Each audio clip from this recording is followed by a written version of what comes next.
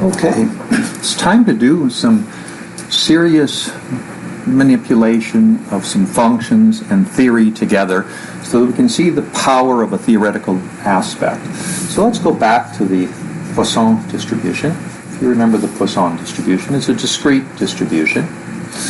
We've got lambda to the x, e to the minus lambda over x factorial. X equals 0, 1, 2, etc. So we're asking about the probability of x number of changes in a fixed unit of length, a continuous period, where lambda is the rate over that full period of time. Now, why am I interested in this? Well, I'm interested in the following. I would like a Poisson distribution to be happening, approximate, we call it approximate Poisson distribution. And what it does is it counts the number of occurrences in a given interval. So what happens if we reverse that question? Let's take a period of time and we look at the number of occurrences that happen and we realize that's Poisson. But now, let's take the last occurrence and ask, how long do I have to wait for the next one? It's the same process, but this variable w, it's a random variable because we're not sure how long we're going to have to wait. It's going to be a continuous random variable because it could happen at any moment in time, but it comes about because of a Poisson process. So somehow this question has to be intimately linked to this function, which is a discrete function, because that's the Poisson distribution. So now I'm going to introduce a little bit of theory here. So I would like to create a function that describes the waiting time and the probability of one of these happening. But in order to do it, I'm going to have to derive the cumulative distribution and then take its derivative to find the continuous probability density function, because it turns out the cumulative density function is a powerful thing. So our CDF is going to be capital F of W. That's something that starts at 0 and increases up to 1. It is the cumulative of all probabilities, where W is the waiting time between an approximate Poisson process. Now, what is f of w equal to? Well, f of w is the probability that our waiting time is less than or equal to some small number w. So this is our described random variable, and this is some specific number that we're waiting. Now this is 1 minus the probability that our waiting time is greater than some number little w. Now what does this right here mean? Well, we're waiting for a change. So the probability that w is greater than the fixed quantity says that there has been no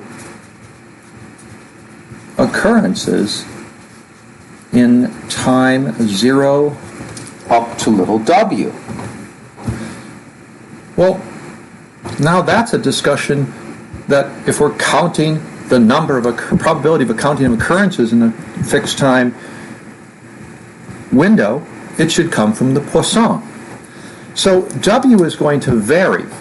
Remember, this lambda here is lambda over a fixed unit of time. Well, this time is varying, so I would like to calculate the probability that no occurrences happen in a period of time w.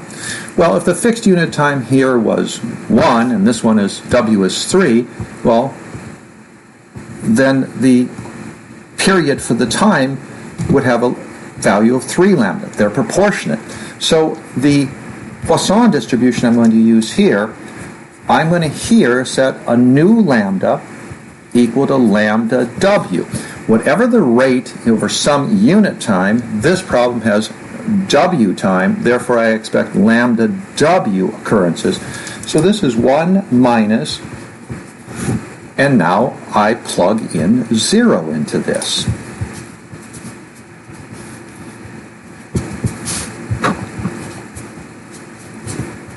And that's 1 minus e to the minus lambda W, because that's 0, that's 1, so that's 1 because x is 0, that's 0, and the new lambda for this problem is lambda W. And so now we have just discovered that this variable f of W, the cumulative, is 1 minus e to the minus lambda W, and W is greater than equal to 0. We are waiting for the first occurrence between an approximate Poisson process. Well, now I'm going to take its derivative and get f of W, and lo and behold, I get lambda e to the minus lambda W. Oh my goodness, that's where we started our other problem here. And we worked our way through and discovered that this exponential problem looked in this very specific way. Now, we didn't like the lambda being in front, so we set theta equal to 1 over lambda, and we have this, instead of x, we write W, no longer a waiting time, just the probability of time until something happens, which it is a waiting time, I'm just changing the variable. So we have 1 over theta, e to the minus x over theta. And lo and behold, that exponential function that we had looked at and made into a probability density function actually describes the waiting time between Poisson processes, the probability that it takes this long for something to happen.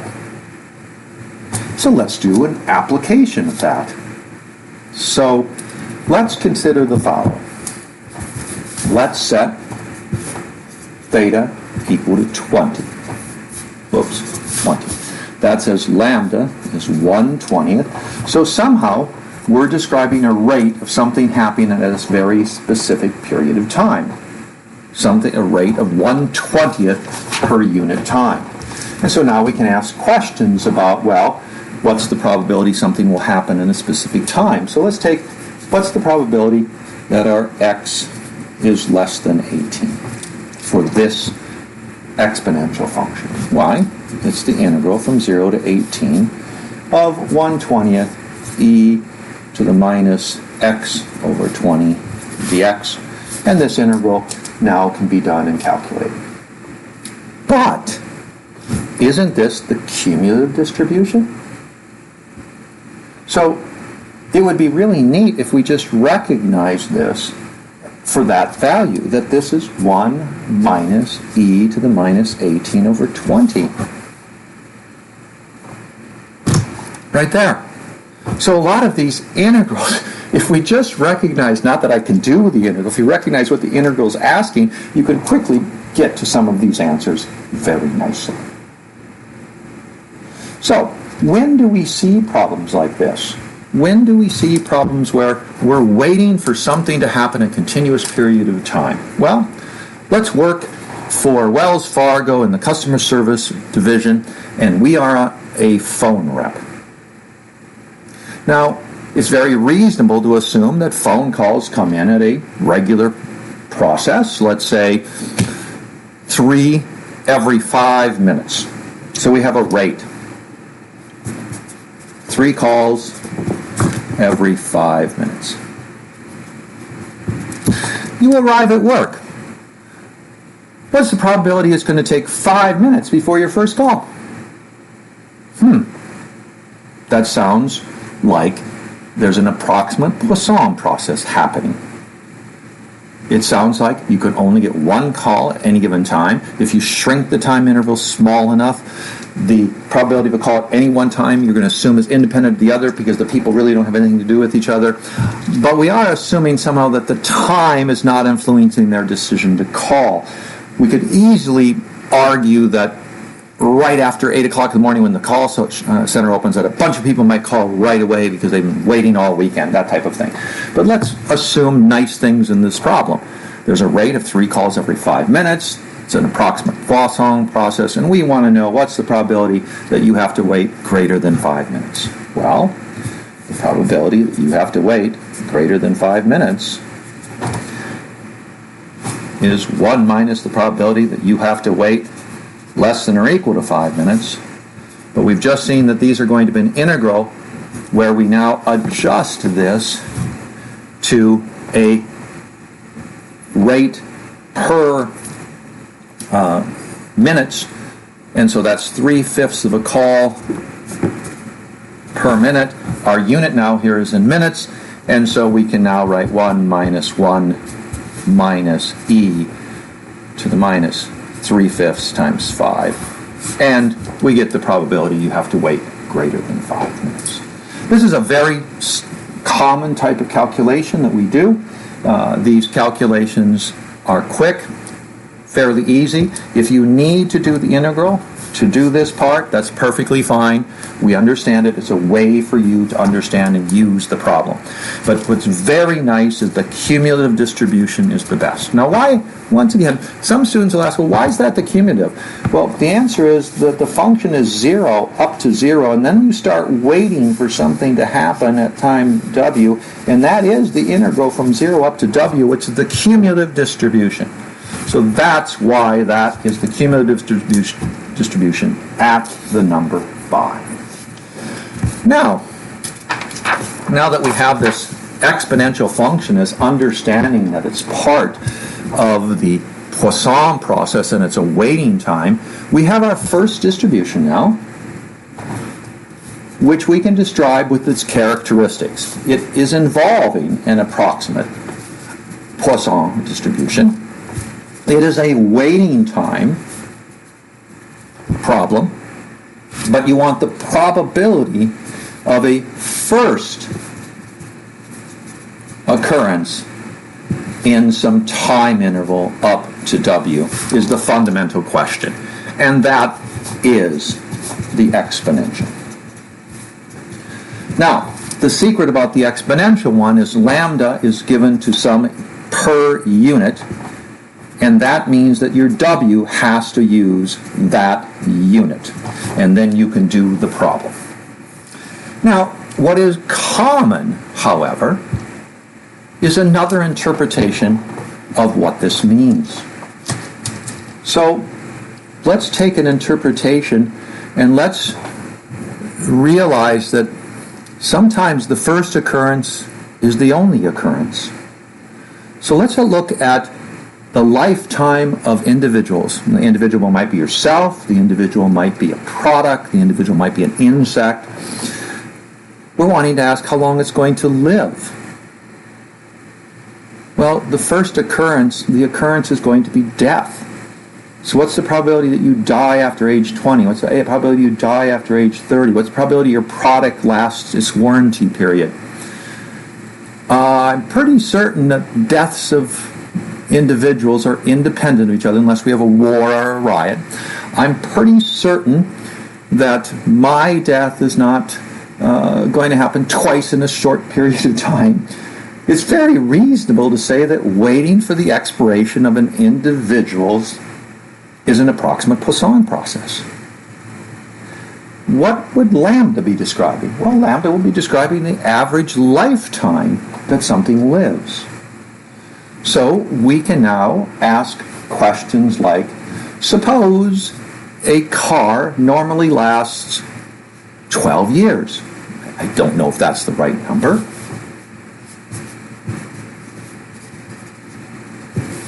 What's the probability that your new car dies in less than 5 years? Well, that's the cumulative distribution over this period. So it's 1 minus e. And now lambda is 12 years. 5 is a proportion of that. And so we get e to the minus 12/5. And I just made use of the cumulative distribution. Now, the flip side of this, what's the probability it lasts longer than 5 years, is 1 minus that. And I get we simply get e to the minus 12 fifths. And so this is a very common type calculation. And if you take a look at the book, they talk about the problem is what happens we have light bulbs that last $500. What's the probability the light bulb's going to last greater than X hours? So if we have lambda equals 500 hours, what's the probability that the X is going to its lifetime is going to last greater than some little x? Well, that's that integral that we talked about. But this integral is from x to infinity of our function, which is our exponential one. And that is the complement of the distribution, cumulative distribution, which is e to the minus x over 500. And lo and behold, that's what you saw me calculate right there. So we usually don't do the integrals. We just used to that there's two types of answers. There's the answer, the e to the minus lambda x, and there's the answer 1 minus e to the minus lambda x. Now, interesting questions arise. So let's take a human age. When you're born, and at some point you die, that's your first waiting time. It's your lifetime. Let's say your average at your birth was 80.1 years. You're 20 now. Does that mean you only have 60.1 years left? Interesting question. We should be able to formulate this. Well, the formulation is pretty simple. What's the probability that you're going to live greater than 80.1 years, given that you've already lived at least 20 years? This is a conditional probability. Now, that conditional probability is done by an intersection. The probability that x is greater than 80, intersect x is greater than 20, over the probability that x is greater than 20. And lo and behold, this intersection, sure you've drawn those pictures before, now it's time to draw one. Here's greater than 20, intersect 80.1. Why, lo and behold, the intersection of them is just this one. So this is the probability that x is greater than 80.1 divided by x is greater than 20. And so now we can just plug those into our expected lifetime. So what was our expected lifetime? 80.1. So we have e to the minus lambda w, right? So we get 80.1 over 80.1 over e to the minus 20 over 80.1. Now what's weird about this is e to the 20 over 80.1 divided by e. Let's do that calculation. What do you think this number is going to be? So, oops, turns I have to stop. Well, it took me a while. You guys, 1 second or whatever slipped by there. It took me almost half hour to find my calculator. It might be a bad sign for a mathematician, but I'm a theoretical one. So, anyway, this number turns out to be 0.4728. Okay, so you got a 47% chance of making it beyond 80.1. But I want you to notice that this is exactly the same as the probability that x is greater than 60. In other words, if you're 20 and you're expected to last 60 more years, it's the same as if the first probability had been calculated. What is this saying? It's saying that we're calculating the probability of you living an additional 60 years is the same as having been 20 and lived an additional 60 years. What this says is the exponential function is a forgetful function. Lifetimes are calculated at the moment we calculate them, and it's the remaining years within the normal exponential distribution. This is good for you. This actually says that when you're 70, the probability of you making it past 80 is very high. Very high. But as you're younger, the probability of you making past 80 is lower. So, as you age, and you get closer to your expected lifetime that you were born, the probability of you living past that grows larger and larger every minute that you live. We like the human lifetime distribution. And the important characteristic of this is the exponential function is forgetful. Forgetful. It has forgotten what has already happened. Now, the very next natural question to ask is not associated to our lifetime, because we get one death. What happens if we're waiting for a second or a third thing to occur? Doing a lifetime problem, that really doesn't make sense. But what happens if we're running a business and we expect a first phone call, but then we say, what's the probability of that we have to wait 2 hours for the second phone call, or the probability of to wait 4 hours for the third customer? This means we would like to repeat our Poisson distribution. Now, this is going to require us, again, to practice a little bit of theory. I would like you, before you listen to my next lecture, is to take a look at the derivation at the beginning of the gamma distribution. For those of you who have the physical book, it's on page 104. For those of you that are in edition 9, just go directly to the gamma distribution. And take and read just the 2 paragraphs before my next lecture. I think it will make your life easier. All right.